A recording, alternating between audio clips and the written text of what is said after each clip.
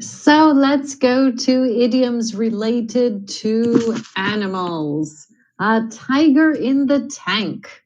This idiom is used to describe someone who has a lot of energy, enthusiasm, or drive.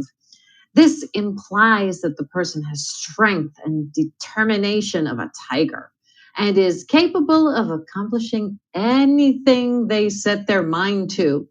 So, for example, after drinking her morning coffee, Sally felt like she had a tiger in the tank and was ready to tackle the day. What a great feeling. The next one, a bull in a china shop. This implies that the person is clumsy and careless.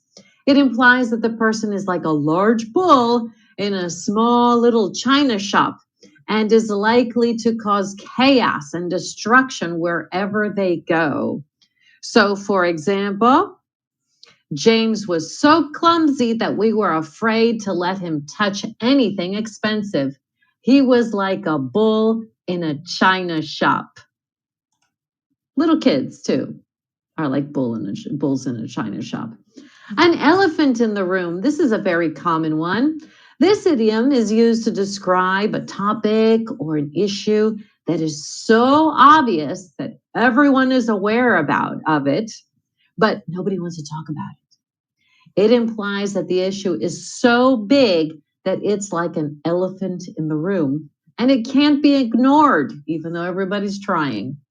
Everyone knew that Jim had been fired, but no one wanted to talk about the elephant in the room.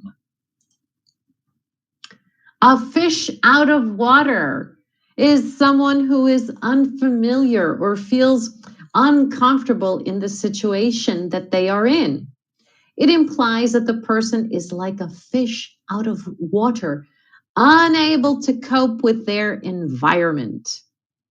So, for example, as an introverted person, attending a loud party made me feel like a fish out of water.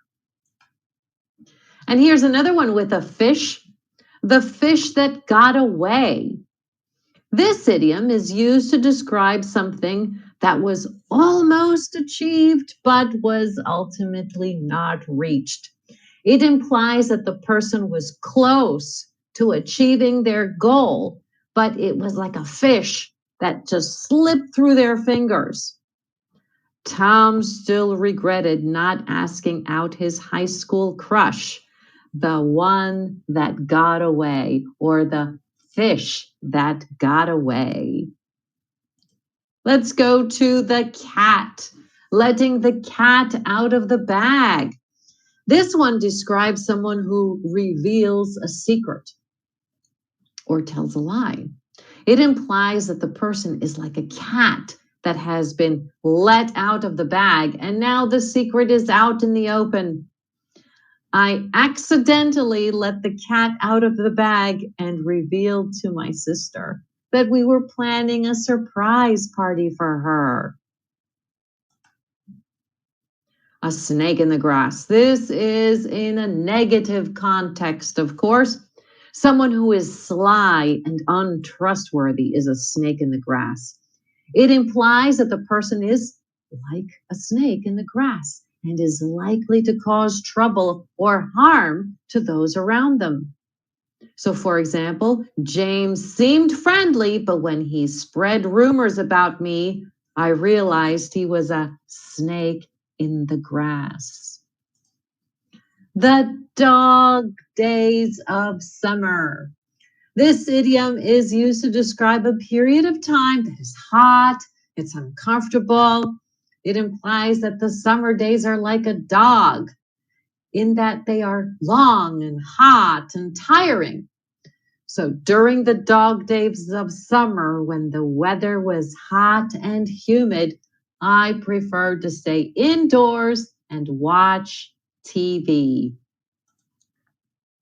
An ant on a log. This idiom is used to describe someone who's motionless and inactive.